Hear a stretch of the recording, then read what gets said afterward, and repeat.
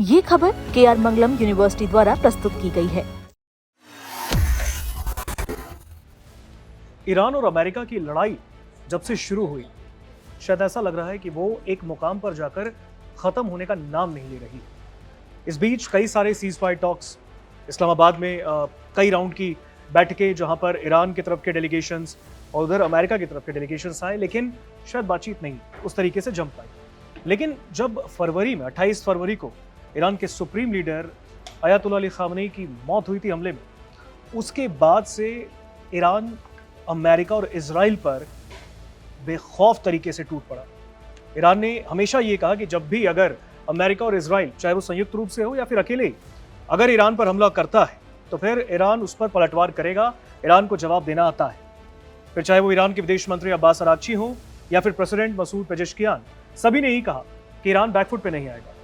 लेकिन 28 फरवरी का वो दिन जब ईरान के supreme leader Ayatollah Ali Khamenei के कार्यालय पर धमाका हुआ, हमला हुआ, जिसमें उनकी जान गई, जिसके बाद उनकी पत्नी की जान गई, उनके बेटे मुस्तफा खामेनेई जो इस हमले में बुरी तरीके से जख्मी हुए। अब इसको लेकर ईरान के विदेश मंत्री अब्बास अरागची ने वो किस्सा सुनाया है, उस मंजर के बारे में बताया है जब ये हमला हुआ था। उन्होंने कहा कि जिस वक्त दुश्मनों ने उन पर हमला किया, उस वक्त दफ्तर में, कार्यालय में वो भी मौजूद थे। हालांकि वो बाल बाल बच गए, लेकिन जब वो इस हमले में बचे तो उन्होंने इस पूरे मामले को लेकर अपना किस्सा सुनाया। उन्होंने बताया कि वो मंजर कितना खौफनाक था जब इस हमले में ईरान के सुप्रीम लीडर की जान चली गई। हालांकि शुरुआत में ईरान ने इस बात को कंफर्म नहीं किया था, लेकिन बाद में अमेरिका और इजराइल के हमले के बाद ईरान ने इस बात को कंफर्म किया कि सुप्रीम लीडर मारे जा चुके हैं।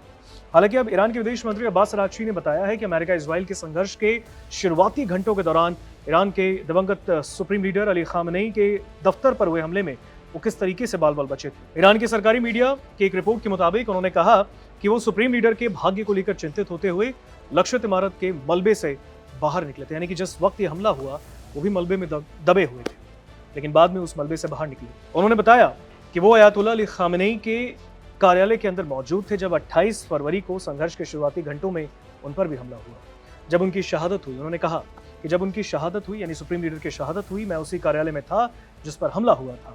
अरागची ने घटना का वर्णन भी किया, इस बारे में बताया, विस्तृत रूप से जानकारी दी। उन्होंने आगे कहा कि मेरी पहली सोच और पहली चिंता नेता की हालत को लेकर थी, यानी कि उनके सुप्रीम लीडर क्या इस हमले में बचे या फिर मारे गए।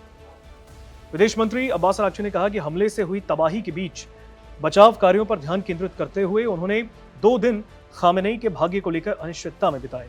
उन्होंने याद दिलाया कि सुरक्षित स्थान पर जाने की बार बार सलाह के बावजूद दिवंगत सुप्रीम लीडर ने ऐसा करने से मना कर दिया था। यानी कि जब यह हमला हुआ उससे पहले ही ईरान के विदेश मंत्री अब्बास अरागची ने और कई लोगों ने सुप्रीम लीडर को इस बात को समझाने की कोशिश भी की थी कि वो किसी सुरक्षित जगह पर चले जाएं जहां पर इस हमले से वो बच सके, लेकिन उन्होंने इस बात से इनकार कर दिया था।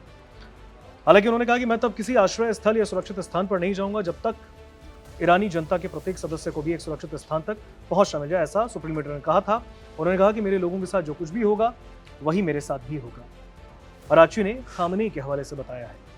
युद्ध के दौरान दिवंगत नेता के आचरण की भी तारीफ करते हुए अरागची ने कहा कि खामनेई ने प्रत्यक्ष खतरों का सामना करने के बावजूद निर्देश जारी करना और मामलों की देखरेख करना जारी रखा। यानी कि जिस वक्त अमेरिका और इजराइल संयुक्त रूप से ईरान पर टूट पड़े थे, उस वक्त ईरान के supreme leader Ayatollah Ali Khamenei इस पूरे हमले पर नजर बनाकर रखे थे। ईरान के विदेश मंत्री ने संघर्ष बढ़ने से पहले क्षेत्रीय देशों को तेहरान के द्वारा दी गई चेतावनियों पर भी प्रकाश डाला। उन्होंने कहा कि फारस की खाड़ी के देशों के दौरान, उस दौरे के दौरान उन्होंने ये साफ कर दिया था कि ईरान पर हमले में अमेरिकी सैन्य ठिकानों का कोई भी उपयोग जवाबी कार्रवाई को आमंत्रित करेगा। अगर ईरान के पड़ोसी देशों में ये अमेरिकी ठिकाने मौजूद नहीं होते तो ईरान की जवाबी कार्रवाई नहीं होती, ऐसा अरागची ने कहा। अरागची ने अमेरिकी सुरक्षा कवच की आलोचना भी की है। अरागची के मुताबिक क्षेत्रीय सरकारों ने ईरान के खिलाफ सैन्य कार्रवाई के लिए अपने क्षेत्र के उपयोग का विरोध किया था, उनके अगेंस्ट में गए, लेकिन वाशिंगटन ने फिर भी कार्रवाई की थी।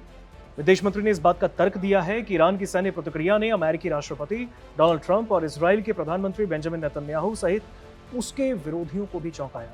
उन्होंने कहा कि हमले की भयावहता के बावजूद किसी ने भी ईरान की तत्काल और शक्तिशाली जवाबी कार्रवाई की उम्मीद नहीं की थी, क्योंकि जिस वक्त ये हमले हो रहे थे शायद अमेरिका और इजराइल को ही लग रहा था कि ईरान तबाह हो जाएगा, लेकिन ईरान ने तुरंत उस पर पलटवार करना शुरू किया। ईरान में नेतृत्व परिवर्तन से संबंधित सवालों का जवाब देते हुए अरागची ने कहा कि मुस्तफा खामनेई, जो कि अयतुल्लाह अली खामनेई के बेटे हैं। मुस्तफा खामनेई अब इस्लामी गणराज्य पर पूर्ण अधिकार रखते हैं। उन्होंने कहा कि सैयद मुस्तफा खामनेई देश के वर्तमान मामलों में ज्यादातर प्रभावशाली और मजबूत उपस्थिति रखते हैं और सत्ता की बागडोर पूरी तरीके से उन्हीं के हाथों में है। ऐसा ईरान के विदेश मंत्री अब्बास अरागची का कहना है। अरागची ने आगे कहा कि नए सुप्रीम लीडर के साथ निरंतर वो कांटेक्ट में है और उनके निर्देश अधिकारियों तक पहुंचाए जा रहे हैं। इसके साथ ही उन्होंने कहा कि बिना किसी रुकावट से सुप्रीम लीडर के आदेशों का पालन भी किया जा रहा है। उन्होंने नए नेतृत्व के प्रति व्यापक राष्ट्रीय सहमति को इस नाजुक दौर में ईरान के लिए शक्ति का एक प्रमुख सोर्स बताया है। उन्होंने कहा कि शहीद नेता के प्रति दिखाई गई आज्ञाकारिता और वफादारी की का वही स्तर पर इस्लामी क्रांति के नए नेता के प्रति भी पूरी तरीके से बरकरार है। यानी कि जिस तरीके से अयतुल्लाह अली खामनेई की बातें मानता रहा, वो अब नए सुप्रीम लीडर यानी कि मुस्तफा अली खामनेई की बातों को भी मान रहा है। विदेश मंत्री अब्बास अरागची ने तथाकथित प्रतिरोध की धुरी के लिए ईरान के समर्थन की पुष्टि करते हुए कहा कि भविष्य में किसी भी सीज फायर समझौते में लेबनान सहित सभी मोर्चों को शामिल किया जाना चाहिए। उन्होंने ये भी कहा कि तेहरान लेबनान के घरेलू मामलों में हस्तक्षेप नहीं करता और उसे एक करीबी सहयोगी मानता है। यही नहीं, अरागची ने कहा कि प्रतिरोध नेताओं की शहादत ने आंदोलन को कमजोर नहीं किया है, बल्कि उसे और ज्यादा मजबूत किया है। उन्होंने आगे कहा कि जिन लोगों ने ईरान के लचीलेपन को कम आंका, यानी जिन लोगों को लगा कि ईरान शायद इस हमले में बर्बाद हो जाएगा, नेस्तनाबूद हो जाएगा, वो गलत साबित हो गए हैं और कथित युद्ध अपराधों के लिए जवाबदेही तय करने की कोशिश ईरान अब भी जारी रखेगा। पूरे इस इंटरव्यू के दौरान अरागची ने ईरान की राजनीतिक स्थिरता और रणनीतिक स्थिति पर भी भरोसा जताया और सुझाव को खारिज कर दिया कि नेतृत्व परिवर्तन ने देश को कमजोर कर दिया है। उन्होंने कहा कि सुरक्षा संबंधी चिंताओं ने सार्वजनिक उपस्थिति को प्रभावित किया है, लेकिन इस बात पर जोर दिया है कि सुप्रीम लीडर का राज्य के मामलों में जुड़ाव मजबूत और सीधा बना है। यही नहीं, इस बीच संयुक्त राज्य अमेरिका की केंद्रीय कमान यानी कि यूएस सेंटकॉम ने कहा है कि अमेरिकी नौसेना बल ईरान के खिलाफ नाकेबंदी को लागू करना जारी रखे हैं। एक्स पर एक पोस्ट किया यूएस सेंटकॉम ने और उसने लिखा है कि एक अमेरिकी नाविक यूएसएस मैकफॉल DDG 74 पर पहरा दे रहा है, जबकि जहाज ईरान के खिलाफ अमेरिकी नाकेबंदी का समर्थन करना जारी रखता है। पोस्ट में आगे कहा गया कि 4 जून तक अमेरिकी सेना ने 127 वाणिज्यिक जहाजों का मार्ग जो रास्ता है वो बदल दिया है। नियमों का पालन न करने वाले 6 जहाजों को निष्क्रिय भी किया गया और मानवीय सहायताओं में लगे 36 जहाजों को आगे बढ़ने की इजाजत दी गई है।